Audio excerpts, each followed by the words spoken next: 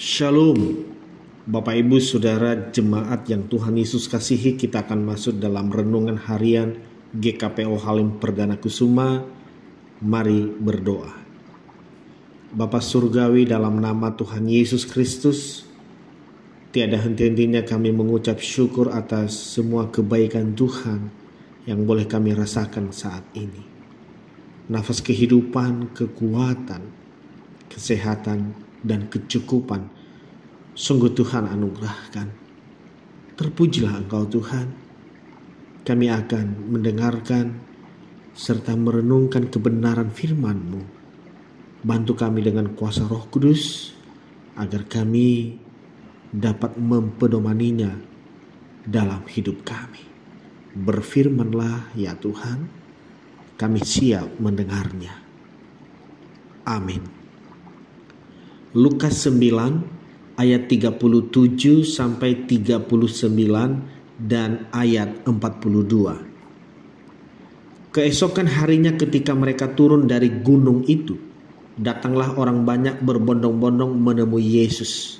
Seorang dari orang banyak itu berseru, "Guru, aku memohon supaya engkau menengok anakku, sebab ia satu-satunya anakku. Sewaktu-waktu ia diserang roh, lalu mendadak ia berteriak dan roh itu mengguncang-guncangkannya sehingga mulutnya berbusa. Roh itu terus saja menyiksa dia dan hampir-hampir tidak mau meninggalkannya. Ketika anak itu mendekati Yesus, setan itu membantingnya ke tanah dan mengguncang-guncangnya. Tetapi Yesus menegur roh jahat itu dengan keras dan menyembuhkan anak itu, lalu mengembalikannya kepada ayahnya." Bapak Ibu Saudara jemaat yang Tuhan Yesus kasihi, kasih sayang seorang ayah terhadap anaknya menggerakkan untuk mencari jalan untuk menyembuhkan si anak. Walau belum bertemu dengan Yesus, ia meminta kepada murid-murid untuk menyembuhkan anaknya, namun tidak berhasil. Itu kita temukan di ayat sebelumnya. Ia tetap setia menunggu sampai bisa bertemu dengan Yesus.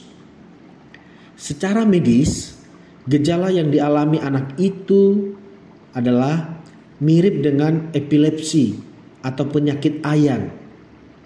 Tetapi zaman itu segala macam penyakit dianggap ditimbulkan oleh kuasa roh-roh jahat.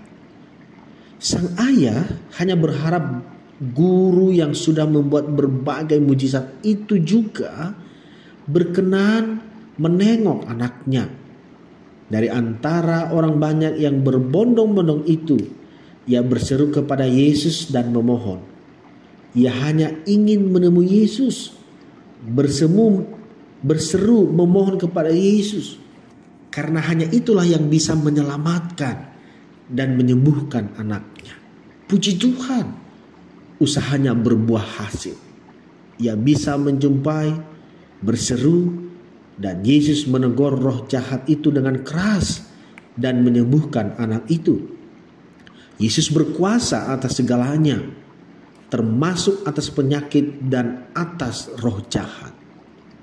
Tidak ada yang melebihi kuasa Tuhan Yesus. Janganlah ada yang meragukan ini.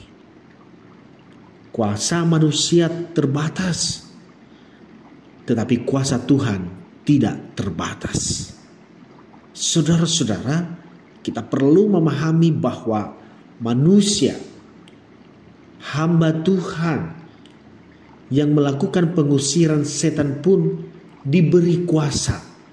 Saya ulang, kita perlu memahami bahwa manusia, yaitu hamba Tuhan yang melakukan pengusiran setan pun diberi kuasa, bukan karena kehebatannya sendiri. Maka janganlah mengkultuskan hamba Tuhan.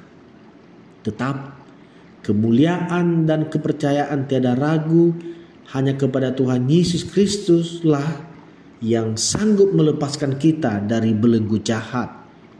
Tuhan dapat bekerja di dalam kita dan melalui orang-orang percaya.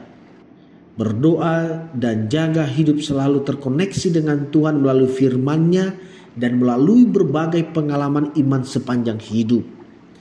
Ini menjadi kekuatan kita agar tidak kalah oleh pergumulan dunia. Terkadang solusi yang ditawarkan oleh dunia ini sifatnya instan, tapi membawa kepada kehancuran. Kenapa harus berharap kepada manusia kalau kita punya Allah yang berkuasa atas segalanya? Di masa kini, bentuk gangguan setan atau roh jahat bukan hanya dalam bentuk kejang, mulut berbusa, dan sakit penyakit. Gangguan setan atau roh jahat di masa kini bisa menjelma dalam berbagai bentuk, tidak selalu dalam wujud yang kasat mata seperti yang digambarkan dalam film-film. Beberapa bentuk gangguan setan atau roh jahat di masa kini yaitu antara lain: pertama, gangguan psikis, yaitu munculnya rasa cemas, was-was, takut, gelisah, dan perasaan tidak nyaman secara terus-menerus. Gangguan perilaku, yaitu perubahan perilaku ke arah negatif, seperti mudah marah, tersinggung, atau menarik diri dari lingkungan sosial. Gangguan cara berpikir, yaitu munculnya pikiran-pikiran negatif, keraguan, atau bahkan obsesi yang tidak rasional.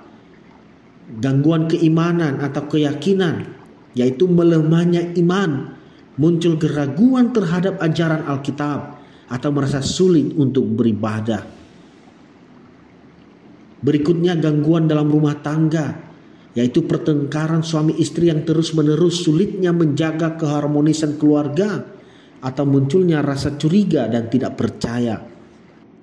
Pengaruh dalam gaya hidup, yaitu dorongan untuk terus-menerus membeli barang, menumpuk harta, atau memamerkan kekayaan yang mengarah pada konsumerisme dan individualisme yang berlebihan. Saudara-saudara, semua ini tujuannya hanya satu, yaitu membawa kita menjauh dari Tuhan. Karena itu, kita perlu waspada setiap waktu, setiap saat, dengan menjaga diri dan menjaga iman kita agar tetap melekat pada Tuhan. Itulah kekuatan paling besar dan mutlak yang dapat membawa kita pada kemenangan yang memuaskan. Terpujilah Tuhan atas firman-Nya. Kita berdoa. Terima kasih Tuhan Yesus untuk firman-Mu. Biarlah kami memiliki iman dan pengharapan, menaruhnya pada tempat yang tepat, yaitu kepada Tuhan Yesus, karena itu akan membuahkan hasil. Terima kasih ya Tuhan, terpujilah nama-Mu. Amin.